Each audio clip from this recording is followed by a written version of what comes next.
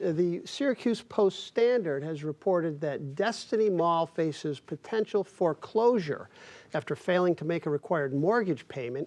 Destiny owes $430 million on that mortgage, plus another $259 million on bonds issued by the Syracuse Industrial Development Agency. Problem is, at this point, the mall is only worth about $65 million. So the outlook's bleak, to say the least, but Destiny has faced dire circumstances before and survived. So Lisa, is there any optimism it can survive this time?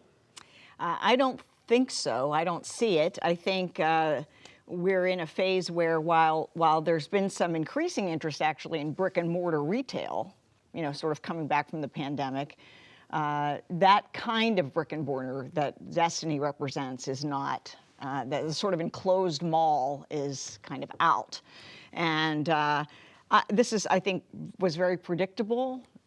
People on this show predicted at the time that, in particular, there was a sort of renegotiation of the pilot and the extension of the pilot that we would end up here. The problem is that nobody wants that mall the way it is.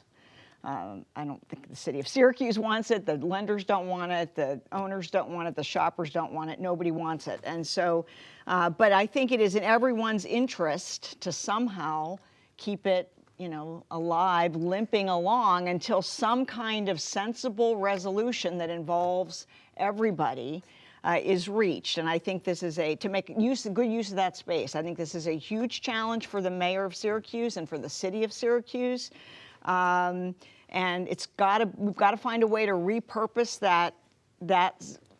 I don't know if we repurpose the building, if the building comes down, but that location needs to be repurposed. Yeah, I agree 100% with everything that you said, Lisa. I would add to that one of the things that leadership here should do is contextualize what's happening with Destiny. This isn't just happening to Destiny, but in fact, across the country, we are seeing mall closures, mall decline. It's projected that over the next 10 years, that some 87% of malls will close.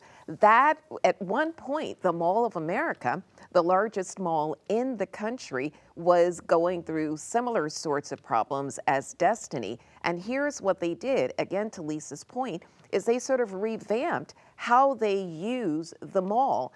Initially, they were 80% retail, 20% dining and entertainment. Now that's down to 65-35.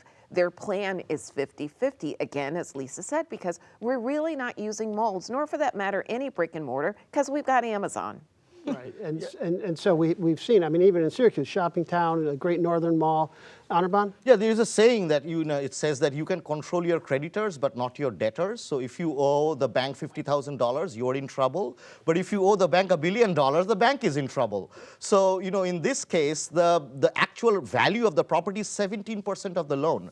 So I don't think any rational loan adjuster would foreclose on, because what are they left with? They're left with a property that is 17% of the loan value.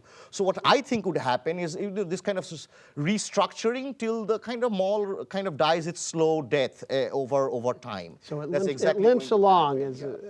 We need to find new ways to use these public spaces. I agree with everything Nina said. That's the way forward. We need to reinvent these kind of spaces so that we have more public space that people can go and enjoy. Retail is not it. But Shopping Town Mall is a scare, how long it has taken to do anything with that, the eyesore that has become, that is... But there are also... And it's going to include apartments. So what if we address the housing crisis by doing what Vox suggested, which is to perhaps convert Destiny to housing? And there are still 250 establishments there, just so you know.